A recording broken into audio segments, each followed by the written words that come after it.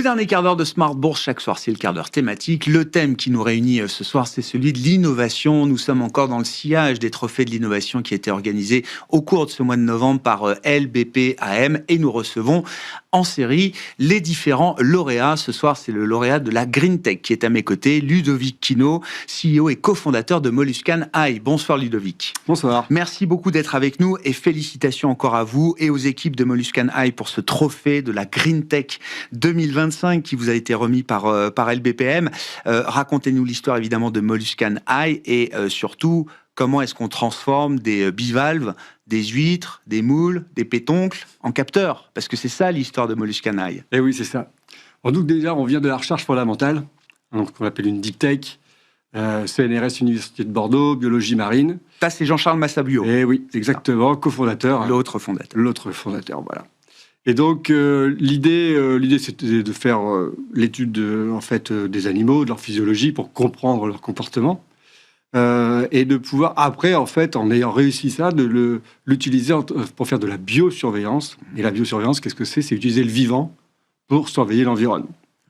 Et en l'occurrence, pour Molluscan AI, on fait de la surveillance de la qualité de l'eau en utilisant des mollusques bivalves. Donc, vous l'avez cité, c'est tout ce qu'il y a de coquilles. Ouais, voilà, c'est des coques, quoi. Voilà. Et l'intérêt, c'est que ce sont les animaux qui sont sédentaires et qui sont filtreurs. Donc, ce sont un peu les sentinelles parfaites. On les trouve partout autour du monde pour pouvoir surveiller la qualité de l'eau. Et ça veut dire, vous connaissez tellement bien le comportement de ces animaux qu'au moindre changement de comportement, vous êtes capable d'associer le changement de comportement de l'animal à un problème de la qualité de l'eau dans laquelle il vit. Voilà, c'est exactement. Si on veut faire le parallèle, en fait, c'est utiliser, par exemple, l'être humain, on pourrait mettre des capteurs sur une personne. Bon, ce serait un peu lourd, embêtant, un peu lourd. Sur des animaux, c'est à l'extérieur, c'est non invasif, on va faire ça à l'extérieur des coquilles des animaux. Mais en fait, c'est de se servir, je pourrais me servir de vous pour surveiller la qualité de l'air dans ce studio. J'entends. Donc, et donc, par rapport à, je connais votre état de santé normal, va bien. Et puis donc, par rapport à des petits changements, des micro-changements, ou soit des gros changements, si le problème est important, on peut détecter tout ce qui se passe. Et donc là, vous mettez des petits capteurs, effectivement, vous allez mettre on est aussi dans l'Internet des objets, c'est ça, Ludovic, hein. Donc, des petits capteurs. Qu'est-ce que vous êtes capable de mesurer concrètement ? Quel environnement aquatique est-ce que vous êtes capable de surveiller ? Est-ce que c'est à la fois les milieux marins ? Est-ce que c'est à la fois les milieux d'eau douce ? J'ai pas revu tous mes cours de biologie, mais je sais que certains de ces bivalves vivent essentiellement dans les milieux marins, plutôt, Ludovic. On les trouve partout. On les trouve partout. Il y a des mollusques bivalves aussi en eau douce. En eau douce. D'ailleurs, la recherche a commencé en eau douce. Mais finalement, là où on est presque le plus pertinent, c'est parce qu'il y a très peu de capteurs en eau de mer. C'est plus compliqué, l'océan, que les lacs et les rivières. Et donc, c'est là où on est encore plus puissant, je dirais, dans l'action de surveillance. Et vous avez à mesurer toute une batterie de paramètres. La mesure est plus efficace que les solutions actuelles qui sont essentiellement basées sur de la chimie, c'est ça, Ludovic ? Et qui sont intermittentes, c'est le problème aujourd'hui. C'est que nous, en fait, ce qu'on apporte, c'est une surveillance en continu, en temps réel. Et aujourd'hui, vu qu'on ne peut surveiller que par intermittence, c'est-à-dire en faisant des prélèvements, et puis après, il y a des délais pour le laboratoire, etc. Et puis en plus, en laboratoire, on ne trouve que ce que l'on cherche. Et oui, donc il faut donner une liste de polluants. Donc si le polluant n'est pas dedans, on ne va pas le voir. Et en fait, on connaît les conséquences, puisque aujourd'hui, on entend parler régulièrement. Les sources sont contaminées de plus en plus, et on le voit a posteriori. Et le but, c'est de pouvoir anticiper et de comprendre pour agir rapidement. Quand vous avez créé la société, ça vous nous le racontiez au moment des trophées, mais je veux bien que vous le détailliez un peu plus, Ludovic.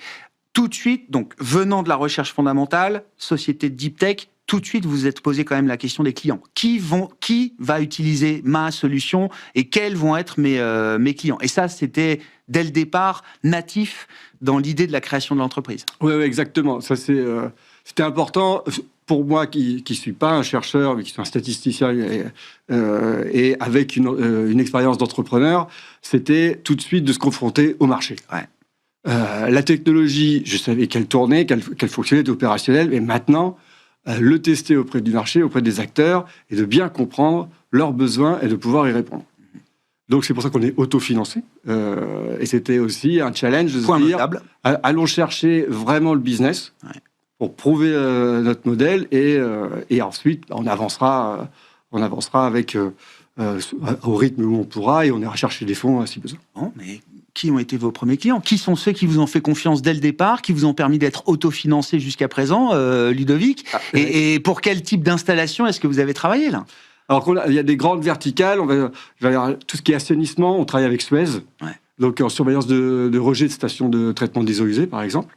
Et on est aussi pertinent, on va voir, pour travailler en amont pour tout ce qui est eau potable, donc la détection aussi en amont de tout type de pollution. Tout ce qui est aquaculture. L'aquaculture, c'est un énorme marché, puisqu'environ 50% des protéines qui nourrissent la planète viennent de l'aquaculture. Et on connaît, avec tous les problèmes que l'on a de pollution, ce sont des impacts économiques sur la production de l'aquaculture. Donc c'est aussi un très gros marché pour nous. Et puis, industrie pétrochimique, les ports, on travaille avec le Grand Port Maritime de Bordeaux. On travaille dans l'aquaculture. Votre région, la région de Molluscaï, Molluscanaï, c'est ça? Exactement, on est basé à Bordeaux, mais on travaille aussi à l'autre bout de la planète, au milieu du Pacifique, en Polynésie française, pour la perliculture, où on surveille en direct depuis Bordeaux ce qui se passe dans des lagons en plein milieu du Pacifique. Qu'est-ce qui fait basculer vos clients vers votre solution? Vous l'avez dit, c'est une mesure en continu.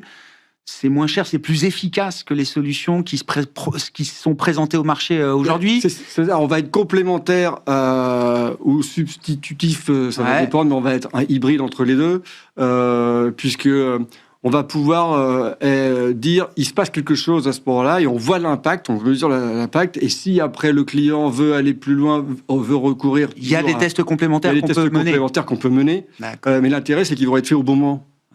Parce qu'aujourd'hui, comme je dis, vu que c'est intermittent, on peut passer à côté. Là, on va faire les tests et on connaît l'impact qui est déjà de ce qui s'est passé sur la biodiversité et sur la qualité de l'eau.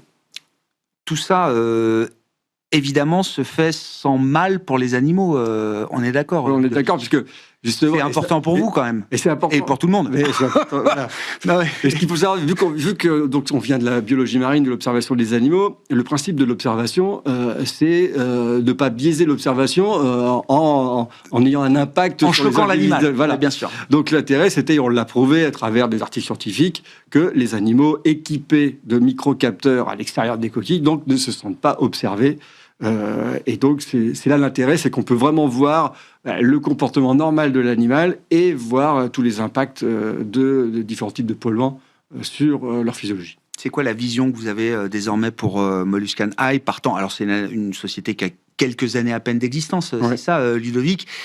Partant de la validation de votre technologie, de ces contrats avec de grands industriels, quelle est la vision que vous développez sur une feuille de route de plusieurs années, hein? Le terrain de chasse est mondial, forcément. Oui, on est déjà en discussion avec les États-Unis. Il y a beaucoup d'enjeux là-bas pour les grands lacs, comme tout ce qui est aquaculture après sur la côte est ou la côte ouest. Et puis, l'Asie, où il y a beaucoup d'aquaculture aussi.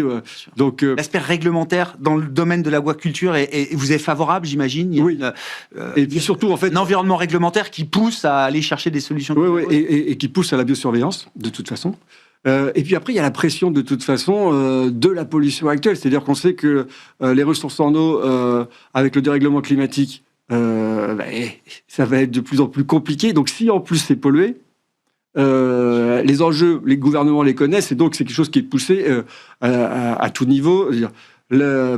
Surveiller la qualité de l'eau pour pérenniser et garantir stratégiquement l'intérêt de chaque pays. Ouais. Bon.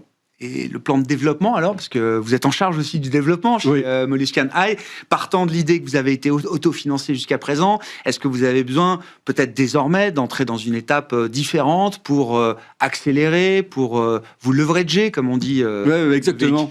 Désolé de la terminologie, mais... Oui. Non, mais c'est vrai. Mais après, il y a une réalité, de se dire, aujourd'hui, on est autofinancé, on avance, mais si on veut accélérer... parce qu'aujourd'hui, on va forcément pouvoir se développer par rapport aux fonds que l'on a. Et donc, aujourd'hui, on voit le potentiel que l'on a et on a besoin d'accélérer. Donc, c'est pour ça qu'on est en train de faire une levée de fonds. Ouais. Donc, on discute avec des investisseurs pour pouvoir justement investir dans le développement, le business développement, et puis aussi par rapport au premier retour client, pouvoir affiner notre technologie et être encore plus attractif sur le marché pour pénétrer le marché international. Ouais. Et puis un argument, vous l'avez peut-être pas cité, mais je l'ai vu sur votre site, un argument mais qui est pas à minorer, c'est que vous dites, pour une entreprise, utiliser notre solution, c'est aussi un levier de communication et marketing très puissant. Oui, c'est vrai, parce qu'aujourd'hui... Faut pas négliger ça. Non, ça c'est... Pour des entreprises, pour qui le risque de réputation est devenu un risque très important. C'est ça, et nous on apporte quelque chose de très facile à comprendre et à s'approprier. C'est le vivant qui nous parle, et il n'y a pas d'interprétation, on n'a pas besoin d'avoir un doctorat, comme c'est le cas pour des résultats d'analyse chimique, de dire qu'est-ce que ça veut dire. Ouais. Là, en fait, tout citoyen et tout décideur peut complètement comprendre et s'approprier, se projeter sur ce que ça représente la biosurveillance. Et les gens sont plus sensibles à quelque chose qu'ils comprennent. C'est une évidence, et c'est pour ça qu'on l'a vu avec les industriels avec qui on travaille, où ça, vraiment, on a un très fort taux d'attractivité et de motivation. Ça motive les équipes. Merci beaucoup, Ludovic. Merci encore. Félicitations à Molluscan Eye pour ce trophée de la Green Tech. Ludovic Quinault, CEO et cofondateur de Molluscan Eye, était l'invité de ce dernier quart d'heure de Smart Bourse pour évoquer donc cet enjeu de la biosurveillance des milieux aquatiques.